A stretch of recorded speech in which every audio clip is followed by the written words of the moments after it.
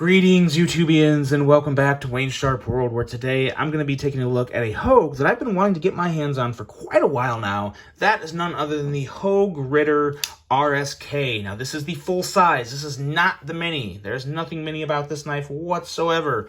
Really looking to get into this knife and talk about it with you guys, but before I do that, I want to thank you guys for tuning in today. If you like what you see, please do me a huge favor. Hit that subscribe button, follow along, and I will continue to bring you the content. Now, let's take a look at some overall specs on this knife right here.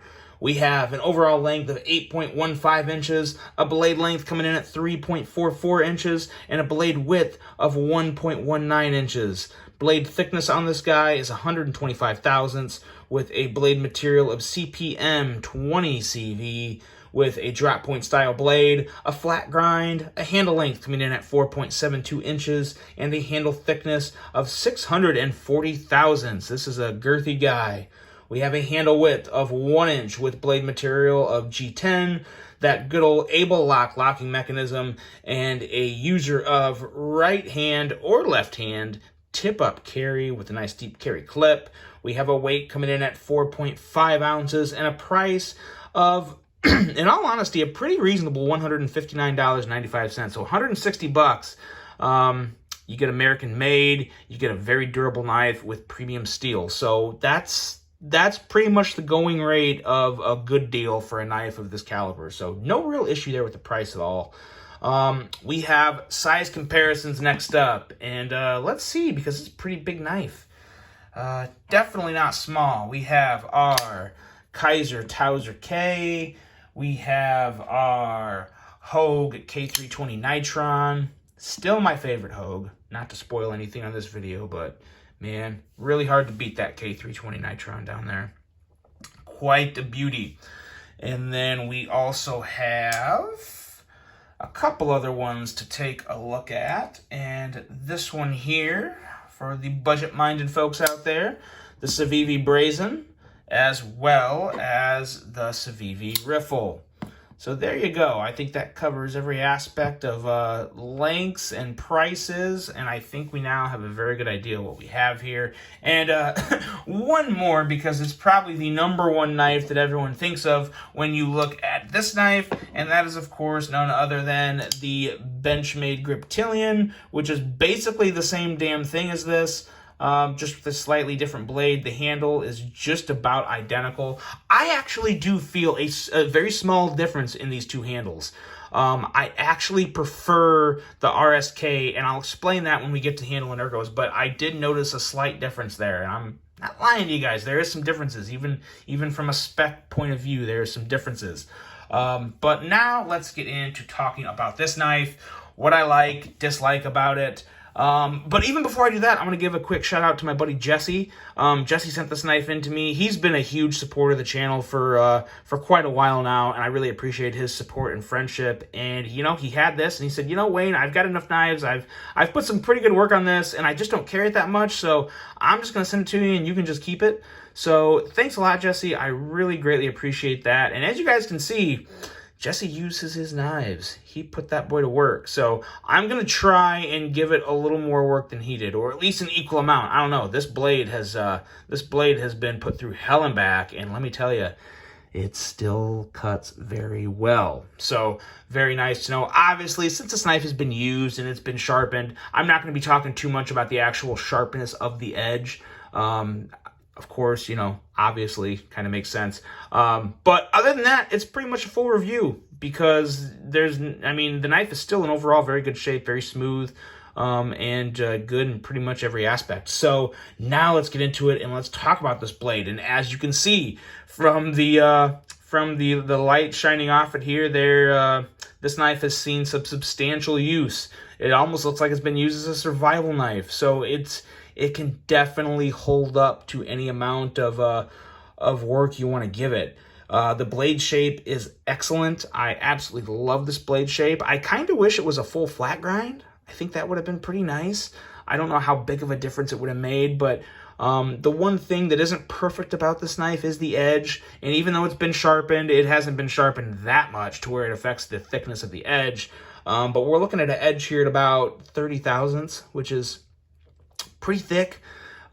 Definitely not thin by any means, but at the same time, I have faith that when you get this out of the box, the actual Hogue edge in terms of not just the thickness, but just how they put their edges on there, I'm telling you, they do a little extra something special there at Hogue, because they're the best edges I've ever experienced. So I'm willing to bet that this was a pretty efficient cutter out of the box. And even as is, it still cuts very well. But you're going to notice the difference between an edge coming in at 16, 17 thousandths and an edge coming in at 30 thousandths. So I do wish the edge was a little thinner.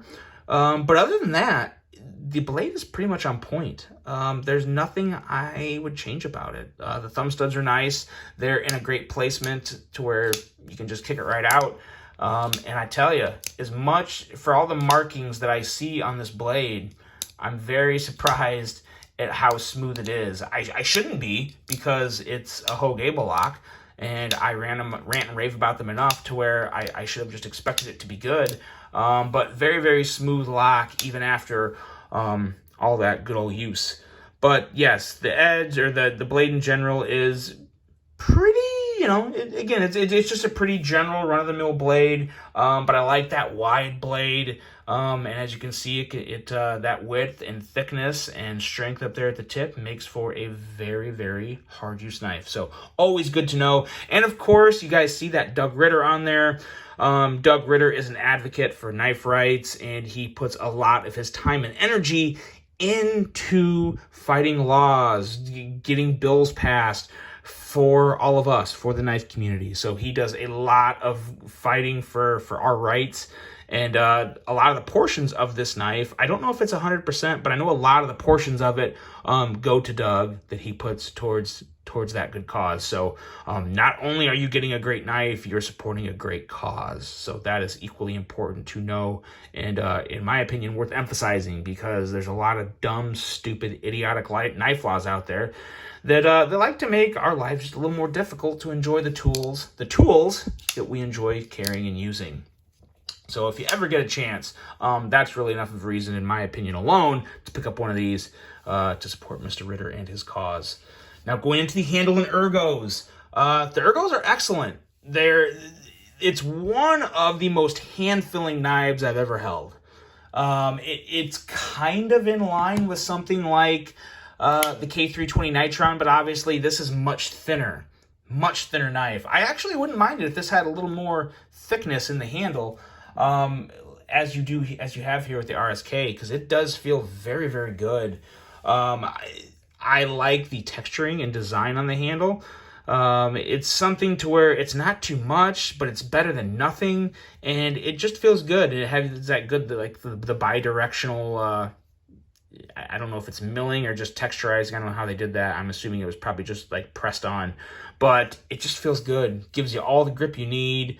The pocket clip is nice. Even though it has the DR Hogue for Doug Ritter, I always wish, my personal preference 100% of the time, is that a pocket clip is completely sterile, nothing on it. The branding up here is great. It's nice and clean, Doug Ritter, and then you got Hogue on the other side. I think that's enough. I don't necessarily like seeing it on the pocket clip, but you guys hear me say that all the time. But the pocket clip, in general, in terms of just design and curvature and lines and whatnot, it's good. I like it. Goes over the pocket just fine. You got plenty of room for the pocket to get in there, even though those screws aren't recessed. Not the end of the world, as long as you can get it all the way in the pocket. This is a strong, durable knife in the handle as well. Thick G10. I like that they have 3 back spacers and not just, 1 or 2. Some of these new knives have, just 1 base pivot and one back spacer back here, or not a huge fan of that in terms of durability. You definitely have a very solid hard use knife here in the Hogue Ritter RSK. Now, going into the action, this is what is really impressive to me, because I've had numerous types of crossbar locks in the past. From SOG to Benchmade to, there was one more that made a crossbar, and I can't think of what it is, but there's something about the Able lock, and I know I kind of sound like I'm beating a dead horse, but the smoothness of the able lock over time too, and you'll still get those little hiccups like that. You get that with a lot of crossbar locks. It's more so me holding the lock not down long enough. I'm basically letting up as the blade comes down, and it kind of hits that awkward point there to where the part of the blade is kind of lodged in between there. And that's more user error. That's not necessarily the lock being, you know, defective or having an issue. But the longevity of the able lock, in my opinion, is just far superior. You know, you can get a Benchmade out of the box with an Axis lock that is completely on point and fantastic. You can get a Hogue out of the box with the able lock, absolutely on point and fantastic. You can get that with even a SOG. Any type of crossbar lock you can get out of the box, and it's on point, and you're like, oh, this is perfect, this is the best one. But over time, over use, over carry, how do those locks hold up?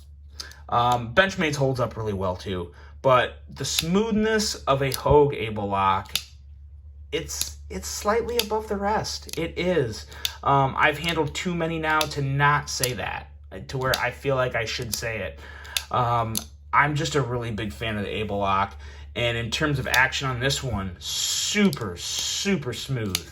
Obviously, you have to keep a knife clean. So, and I know Jesse, as much as he uses his knives, he does a good job of keeping them clean. So if you're maintaining it too, that's always a big point. But you maintain it, and it's pretty buttery all the way through. You can middle finger flick it. This is kind of a bigger knife, so you have to kind of kick it out a little more when you go to middle finger flick it, just because of the spacing and how big the handle is and everything. But action is on point with this guy. In terms of the Griptilian, you know, I'm a little, they're so similar. The difference for me is the blade and the handle, two different aspects.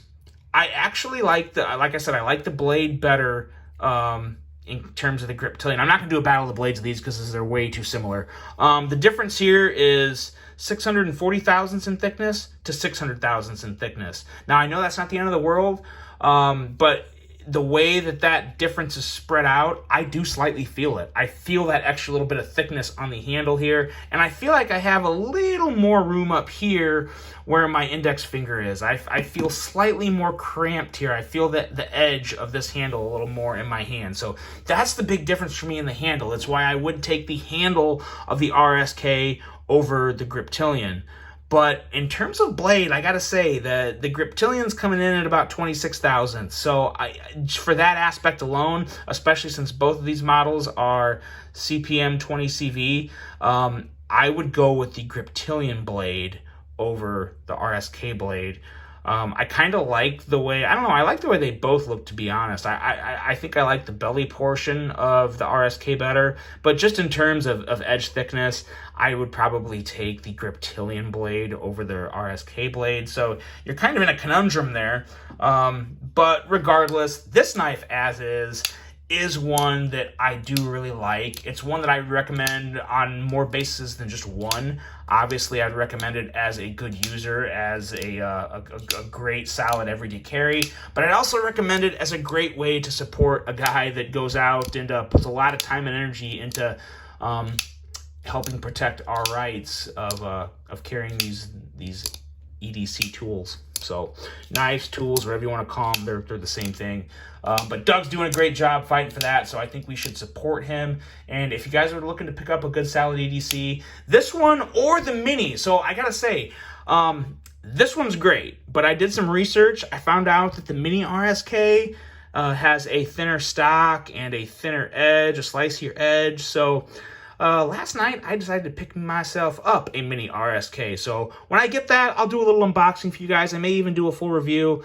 I got a pretty cool version and an extra little screw and clip set that we'll take a look at. But this series as a whole, the RSK, whether it be the regular size or Mini, this one is obviously a winner. I have a feeling the Mini is going to be a winner. We'll find out soon enough when I do that unboxing for you guys and let you take a look at what I got. But yes, the RSK is definitely a great knife. One I would recommend, and one that I'm interested to hear what you guys think about it. What do you? I know a lot of you have either bought one or experienced one, so let me know what you think about it. Hope you guys enjoyed this one. Hope you have a great rest of your day, and until the next one, I'm out.